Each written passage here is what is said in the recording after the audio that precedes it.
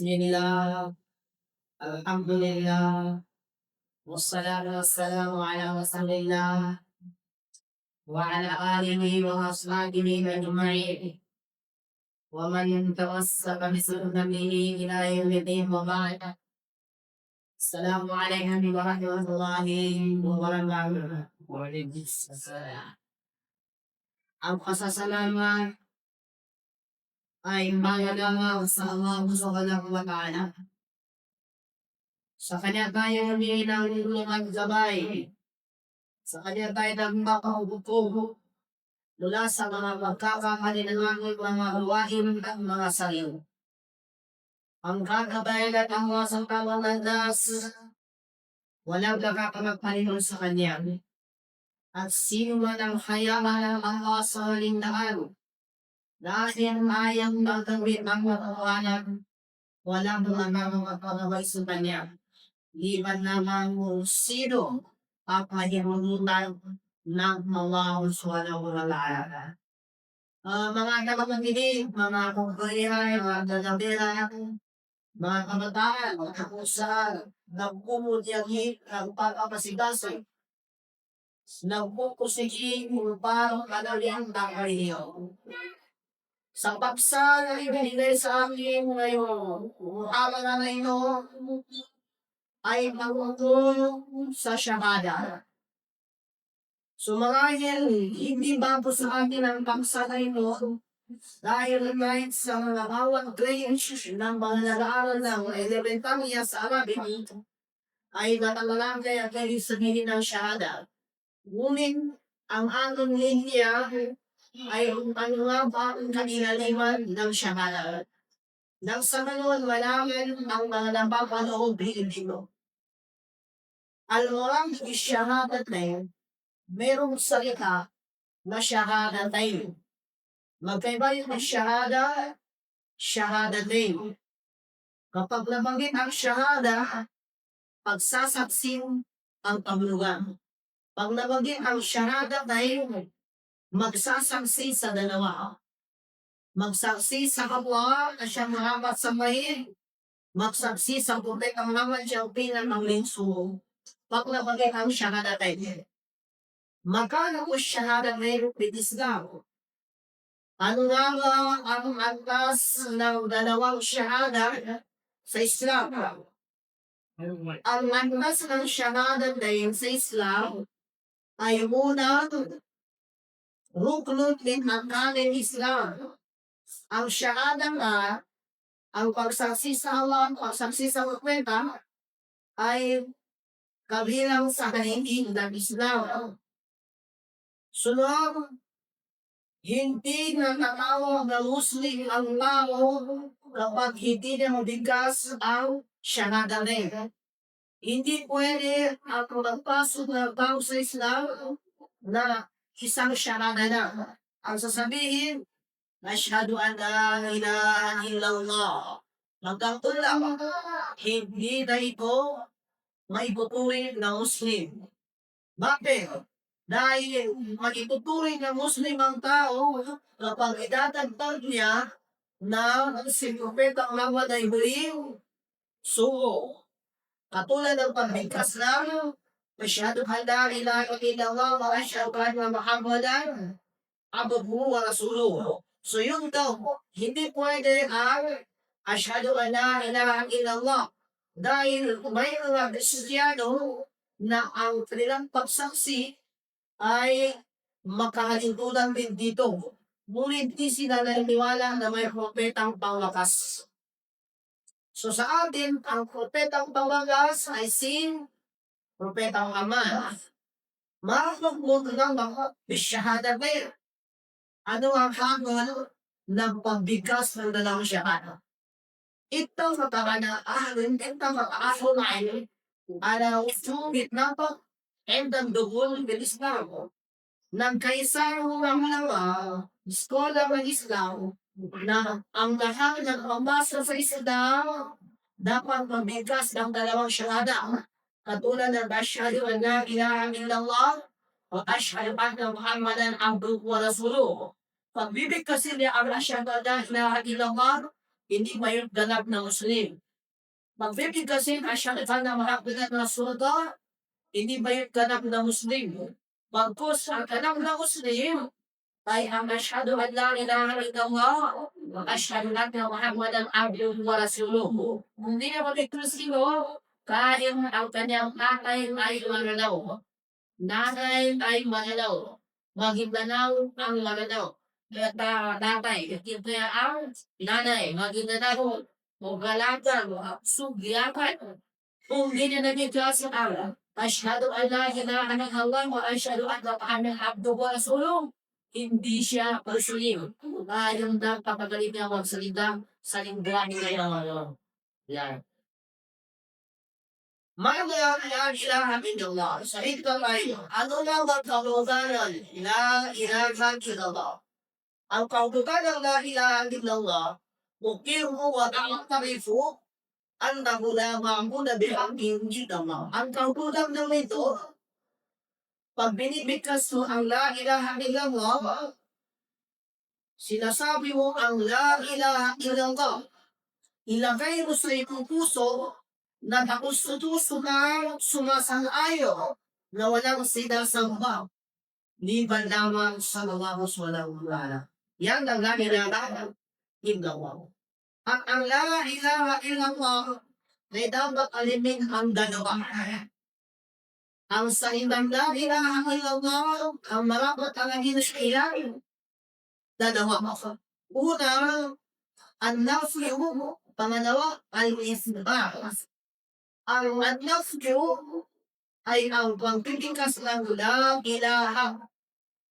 Ang ibig sabihin, walang Diyos, walang Panginoon, walang sinasamba.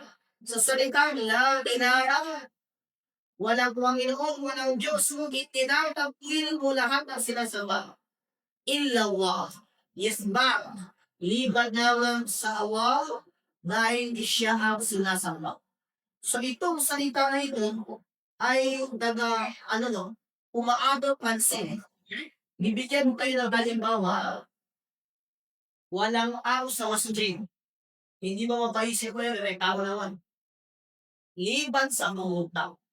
So, ganun yung parang mag-uslo, magtanday ng grammar, sabi ng Arabic, la ilaha, walang Diyos, walang Panginoon. So, mapaisip ka, ba't walang Panginoon? Illallah, liban. Sumaanong kung sino yun, liban sa Allah subhanahu wa ta'ala.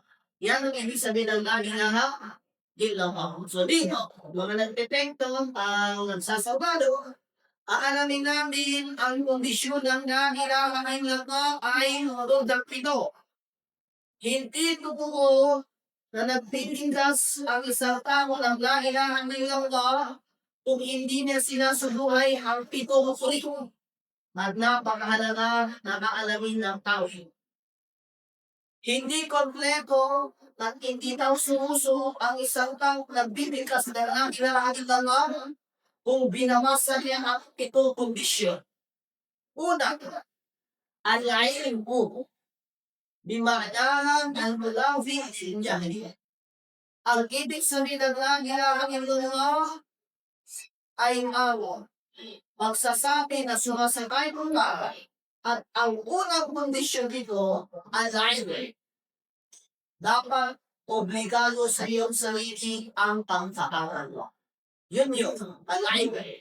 Unang kondisyon ng la ilaha illallah, ano?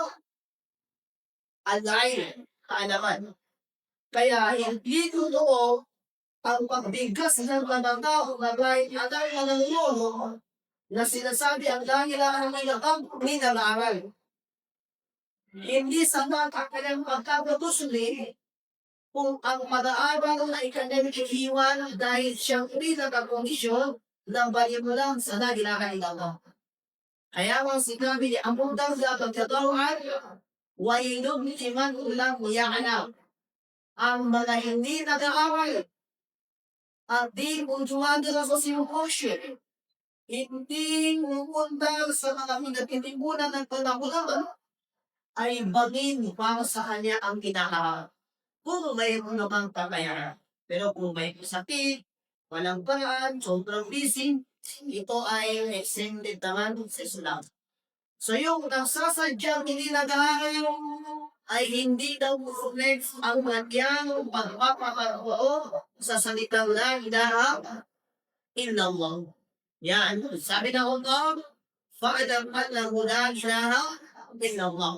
Unang alamin mo, Muhammad, ay ang al-huda na la ilaha illallah.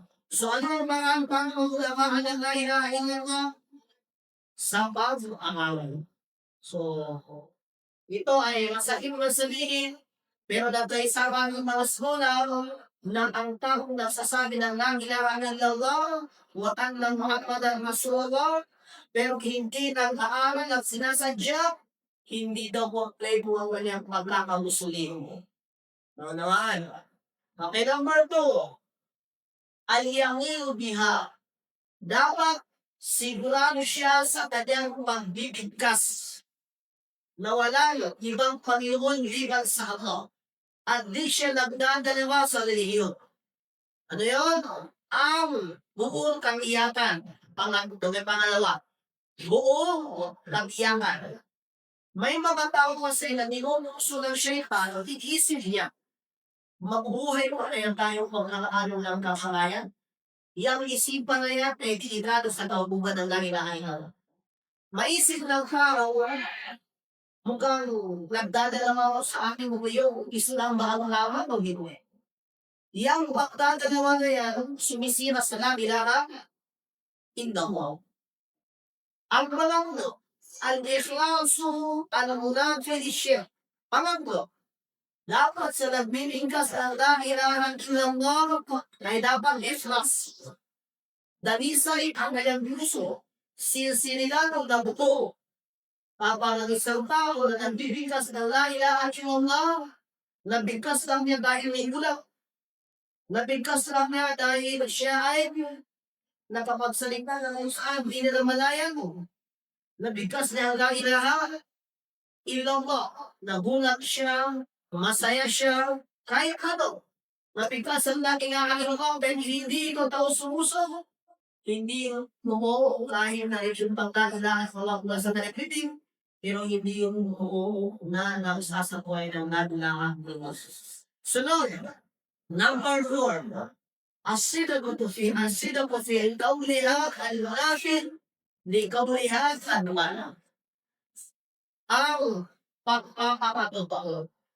Ang taong totoo sa salita at gawa, silang problem ang pagsasabuhay sa nangulaha, illallah. Sabi ng Allah, Ya ayyuhan ladina amanu, kunu ma'as sadiqin. O kayo mga mananampalataya, ibilang ninyo ang inyong mga sarili sa mga tama kapatukunan. Kaya ang magsisinungaling mga lumatin ay ibinibilang nyo sa nagbadulas sa kalutan ng dakdala illallah. Okay. Panglima. Tama ba? Panglima na tayo. Okay. Mahal wa tubaw. Ang pagmamahal sa Allah at kapitao. Ang pagbibigkas ng ilaha illallah ang kinakailangan isama sa puso ng tao na mahal niya ang Allah, ang mahal niya ang propeta sallallahu alaihi wasallam. Bakit? Sabi ng propeta, Allahu ma'amal a'afa. Ang tao, ang kanyang nasama sa kanilang buhay, yung kanyang gusto. So, ang mga tao sa mga ngayon, nakakalungkot lang kahit Musliman, ang mga idol nila ay mga artista. Mga idol nila ay magaling sa pagkawin at pagsayaw. So, ang mga tayo, ang mga tao ngayon, yun yung magkakasama ng mga tao dahil ito ay mayroon ko ng hindi gulot. Yan ang pahayag ng kabema sa Allah balayin masana. Okay, mag-anig na karugan o kondisyon ng naginalakan nawa. Al-Ningiyado. Ang ibig sabihin ng Ningiyado ay magpapakumbawa. Al-Ningiyado. Pagbawa, okay. Style. Anong bang ang pangalan sa pagkamamudaga pag binibigkas ang la ilaha illallah? Para naman, pag binibigkas mo ang la ilaha illallah, ang iyong isipan, ang iyong sarili, iyong ganluhan, iniisip mo ang nagpapangirang at nagpapagalang nito ang Allah. Dahil yan ang uling ng pagpapabulaw. Kaya, ang nagbibigkas ng la ilaha illallah, kinakailangan niya gawin magpapabulaw. Dahil hindi natatawag na nagpapabulaw ang isang tao kapag hindi naman niya sinasabuhay ang la ilaha illallah. Anong halimbawa ba na ito? Ang isang tao nagpapabulaw, ang nabanggit na kamahayang tumatahimik. Pag nabanggit ang batas ng kumpeta, tumatahimik. Pag nabanggit na ang batas ng mga, kumakanta mo. Bakit? Dahil nagpapabulaw. Anong halimbawa ng aya, kasama ang namin, na kapag ang isang tao ay magpapabulaw, ay mga fisyuan. Sabi ng baba, wali may dabuyan sa aya mo, sada iman. Pag binanggit sa kanilang pag-aya ng Allah, madadagdagan ng iman. Ibig sabihin, nagpapakalaw. Okay. Bibigyan mo pa ng halimbawa. Ikaw ay laging nagagalit. Nagagalit sa lagi. Pero, ang malaking tulong sa magagaling, para wala, sabi ng kumpeta, may tatang imakakatong ko. Falyaso. Kapag galing ang isa sa ilang kumpeta, bumahimik. So kapag sinabihan ka na huwag ka nang magalit dahil di man kita bang taong nagagalit na nagsasalita. So kapag siya ay magagalit, sasabihin niya, hindi ako natahimik, mapapakita ko ang lakas. Hindi na problema sa nagagalit. Naunawaan niya kapatid sa bulan ng tayo. Yan. Okay, part 7. Al-Qabulaha.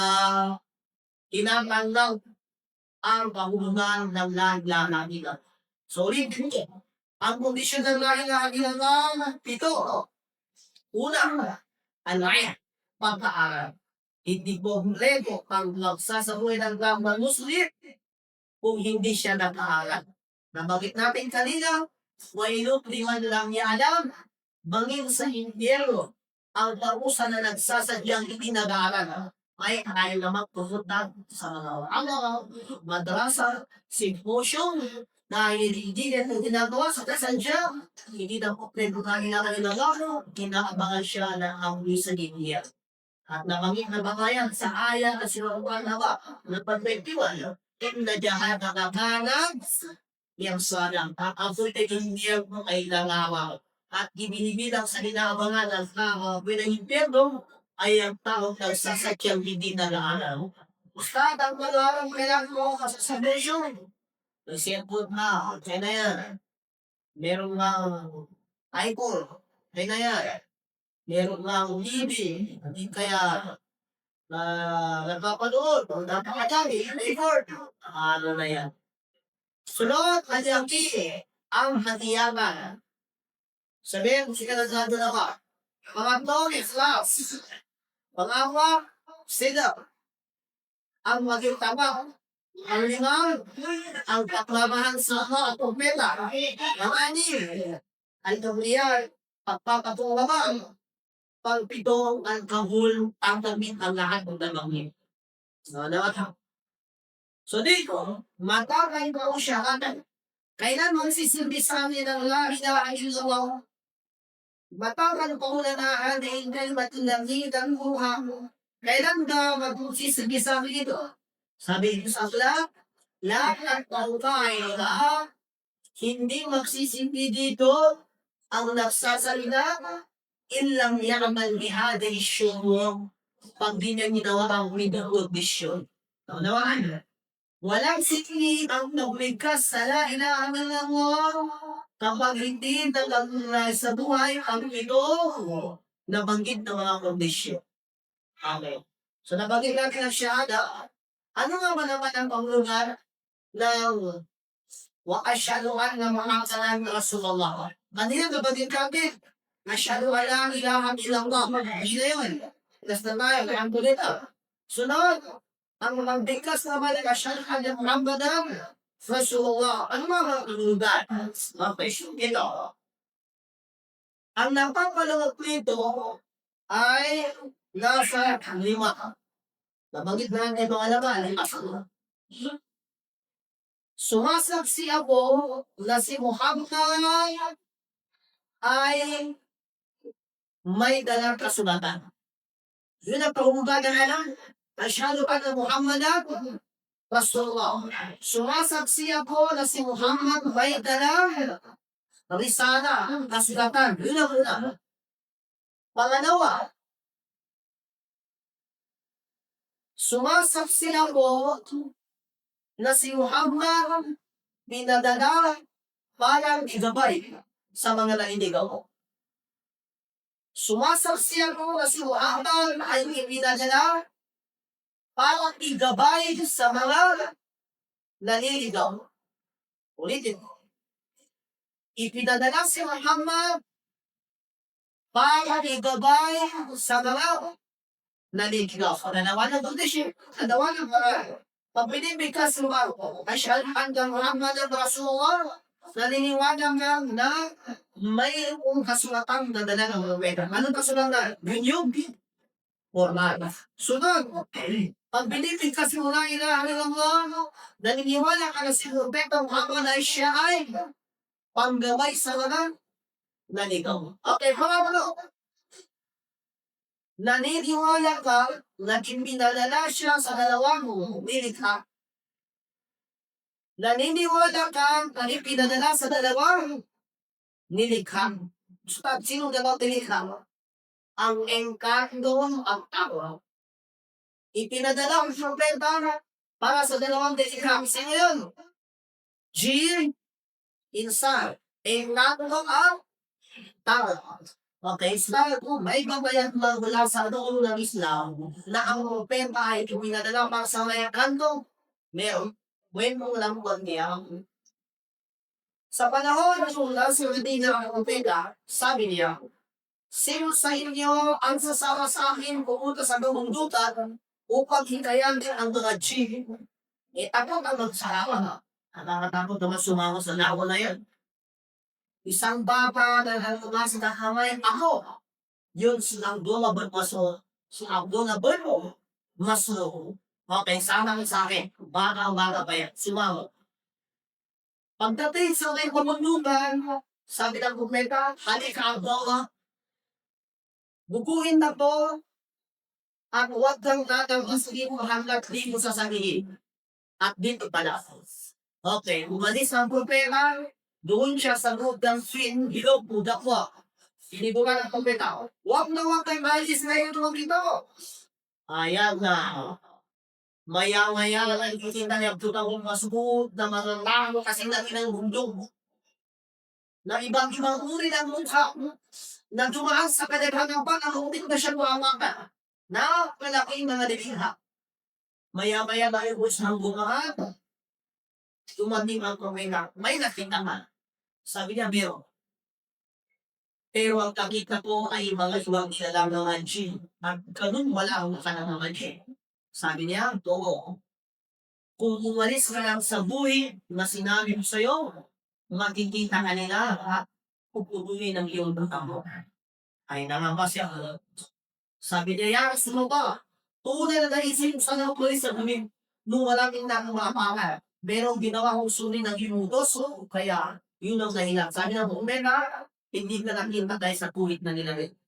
Kaya dahil na ang mga Jinn ay ipinadala dito ang propetang Rama sallallahu alaihi wasallam. So naniniwala tayo na ipinadala ang propeta sa dalawang nilalang. Sino dalawang nilalang? Si Jinn ang tao. Yan. Okay, number 4. Naniniwala tayong wala kang susunod ng propeta. Yan. Pag binibigkas mo, asyhadu anna ilaha illallah wa asyhadu anna Muhammadan abduhu wa rasuluh. Isagi mo sa isip mo, puso mo na wala na susunod ng propeta o magkaroon ng propeta ka. Pamaninda anna kung nabiyunubahan na nabihin ng Muhammad sallallahu alaihi wasallam bahwa kafir. Sino man ang magpapakunwari na propeta o karaan ng propeta Muhammad, tawagin ito kafir. Tawagin po kafir. Dahil ang kahulugan ng la ilaha illallah wa anna Muhammadan Rasulullah ay wala ng propeta pagkaraan ng propeta Muhammad sallallahu alaihi wasallam. Okay, panglima. Ilan yung nabanggit natin? Apat na. So, ilan na? Panglima. Okay, panglima na tayo. Asyahada bi'an ang bagdad ng risala. Sumasaksi tayo na naubos ang lahat ng utos sabihin.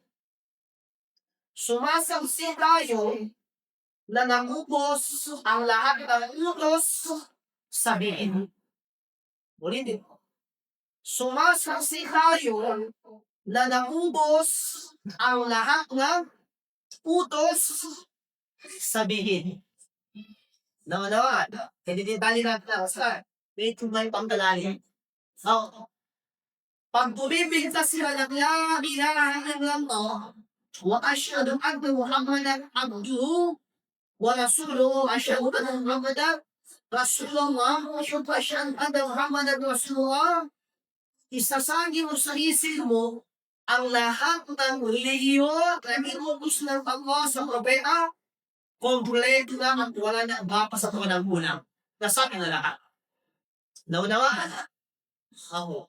Ang kahulugan ng panglima ko, sumasaksi tayo ang lahat ng utos sa propeta ay nasabi na. Ubus na. Wala na. Natira. Nangagahulugan hindi na pwedeng dagdagan ang relihiyon. Bakit ito yan?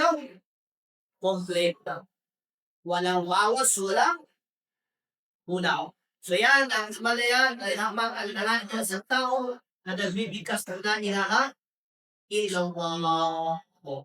So ang palawak pa rin ang natanong bigkasin, pero yan yung pinakamaniksin na magpapaliwanag sa kahulugan ng la ilaha illallah wa anna Muhammadan Rasulullah. Oto ba'ala uliswa, sallallahu ala nabiyina Muhammadin wa ala alihi wa sahbihi ajma'in. Assalamualaikum warahmatullahi wabarakatuh.